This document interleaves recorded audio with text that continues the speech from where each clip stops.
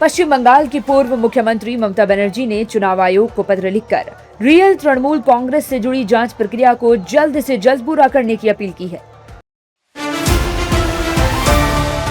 महोदय, मैं प्रस्ताव करता हूं कि विधेयक पारित किया जाए। मेरे विचार में निर्णय हाँ वालों के पक्ष में हुआ, हाँ वालों के पक्ष में हुआ, प्रस्ताव स्वीकृत हुआ, विधेयक पारित हुआ।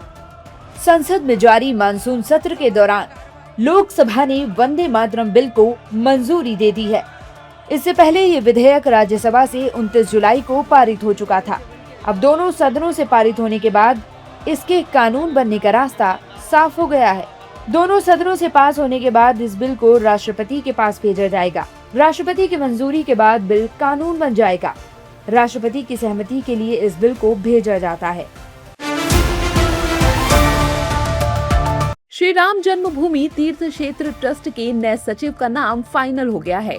जगदीश आफले ट्रस्ट के नए सचिव होंगे।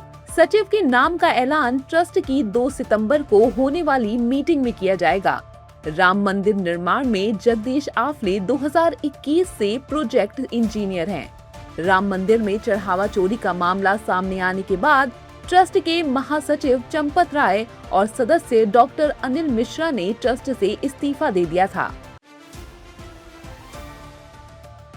राम मंदिर चंदा चोरी की जांच के लिए नई एसआईटी गठित हो चुकी है। वो जल्द ही अपनी रिपोर्ट सौंपेंगी। जगदीश आफले के सचिव बनने के बाद सियासी बयानबाजी भी तेज हो गई है। विपक्ष ने आरोप लगाया है कि सचिव बदलने से क्या होगा, जिन्होंने चोरी की है उन्हें सजा क्यों नहीं दी जा रही।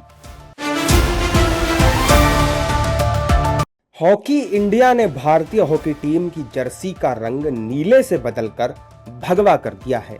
कई पूर्व हॉकी प्लेयर्स ने तो सवाल खड़े किए ही, पर अब इसने राजनीतिक रूप ले लिया है।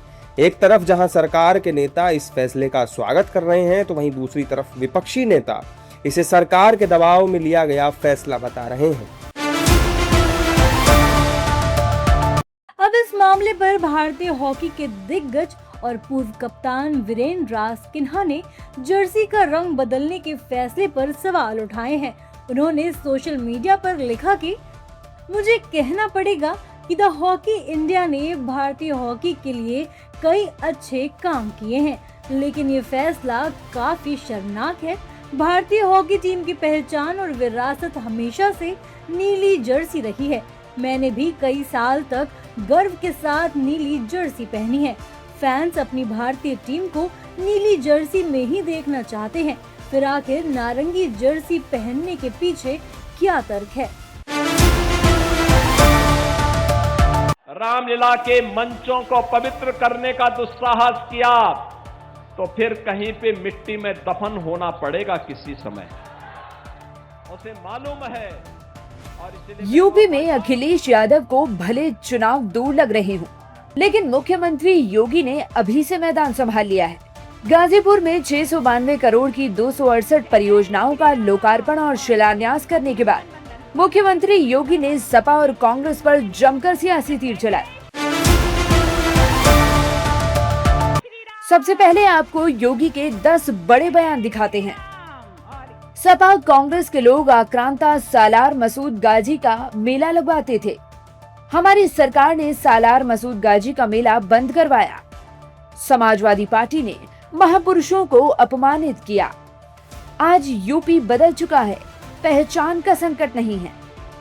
पहले कहा जाता था देख सपाई बिटिया घबराई। 4 जाति के अलावा और जाति नहीं, कोई सिफारिश नहीं, कोई अव्यवस्था नहीं, माफिया किसी के नहीं होते, हमेशा समाज का खून चूसते हैं। गाजीपुर के सांसद को विकास कार्य के लिए फुर्सत नहीं, समाजवादियों से बचकर रहने की आवश्यकता है। गाजीपुर में मुख्यमंत्री योगी ने अपने ही अंदाज में विरोधियों पर वार किया। योगी ने कहा कि समाजवादी पार्टी और कांग्रेस के लोग आक्रांता सालार मसूद गाजी का मेला लगवाते थे, लेकिन हमारी सरकार ने इस मेले को बंद कराया। ये लोग आक्रांता गाजी सालार मसूद गाजी का मेला लगवाते थे।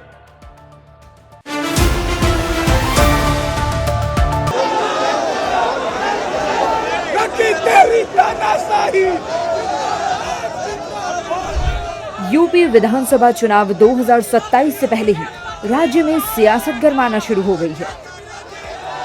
समाजवादी पार्टी के कार्यकर्ताओं ने राज्य की योगी सरकार के खिलाफ मोर्चा खोल दिया है। राजधानी लखनऊ में समाजवादी पार्टी की छात्र सभा ने गुरुवार को विभिन्न मुद्दों को लेकर जोरदार धरना प्रदर्शन किया। प्रदर्शनकारियों ने पेपर लीक, बेरोजगारी, महंगाई और राम मंदिर चंदे में कथित गड़बड़ी जैसे मुद्दों पर सरकार के खिलाफ जमकर नारेबाजी की। इस दौरान कई कार्यकर्ता अपने गले में फांसी का फंदा डालकर विरोध जताने पहुंचे और सरकार पर युवाओं के भविष्य से खिलवाड़ करने का आरोप लगाया।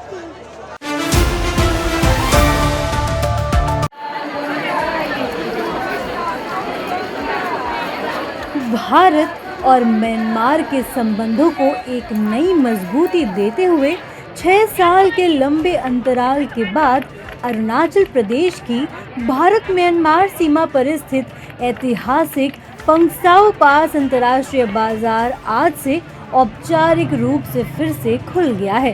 कोविड महामारी के दौरान इस बाजार को बंद कर दिया गया था। अरुणाचल प्रदेश के व्यापार और वाणिज्य मंत्री न्यातो दुकम की उपस्थिति में इस बाजार का भव्य उद्घाटन किया गया। बेईमान तृणमूल कांग्रेस से खड़ा हुआ, वोट दिया बीजेपी के अगेंस्ट में। संसद के मॉनसून सत्र में भारी सियासत के बीच टीएमसी सांसद कल्याण बनर्जी और प्रियंका गांधी के बीच हल्के फुल्के अंदाज में हुई सियासी नोकझोंक सुर्खियों में है। दरअसल कल्याण बनर्जी लोकसभा में बंगाल के 20 गद्दार वाला बैनर ओढ़कर घूम रहे थे। इसी दौरान कई सांसदों के साथ प्रियंका गांधी भी कल्याण बनर्जी के पास जा पहुंची। वो लोग तो हमारा टिकट से जीता है, कभी आपको वो लोग को भी आपको टिकट से पार्लियामेंट में नहीं आया। लेकिन थे तो कांग्रेस ही। अरे कांग्रेस तो हम भी थे। छोड़ो ना क्या यार।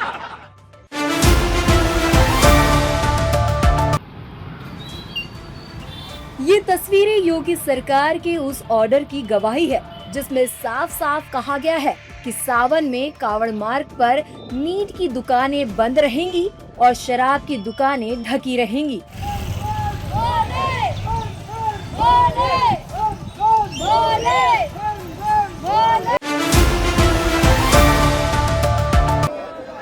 देश में प्रतियोगी परीक्षाओं में धांधली और अनियमितताओं के मामलों के बीच अब झारखंड की राजधानी रांची में भी छात्रों का आक्रोश फूट पड़ा है। हजारों की संख्या में छात्र छात्राओं ने जेपीएससी और जेएसएससी की कार्यप्रणाली के खिलाफ सड़कों पर उतरकर जोरदार प्रदर्शन किया। छात्रों ने 14वीं संयुक्त सिविल सेवा प्रारंभिक परीक्षा को रद्द कर इसे दोबारा कराने और पूरे मामले की सीबीआई जांच की मांग की है। इस मामले पर कई छात्रों ने अपनी प्रतिक्रियाएं दी हैं। आइए आपको पहले छात्रों के बयान सुनवाते हैं।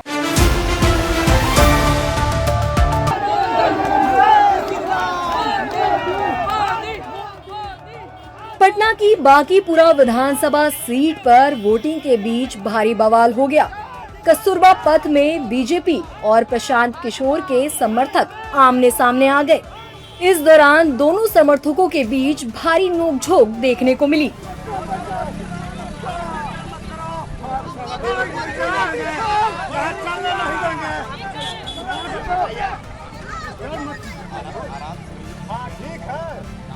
बीजेपी और प्रशांत किशोर के समर्थकों ने जबरदस्त नारेबाजी की। बीजेपी समर्थकों का दावा है कि पीके चुनाव हार रहे हैं, इसलिए माहौल बिगाड़ने की कोशिश कर रहे हैं। यूपी के विधानसभा चुनाव से पहले ही राज्य की सियासत गरमाई हुई है। अब सीएम योगी ने भदोही का नाम बदलकर संत रविदास नगर करने की घोषणा की है। बता दें कि अब 5वीं बार भदोही का नाम बदला जाएगा। सीएम योगी ने संत रविदास की 650वीं जयंती के अवसर पर भदोही जिले का नाम बदलकर संत रविदास नगर करने की घोषणा की है।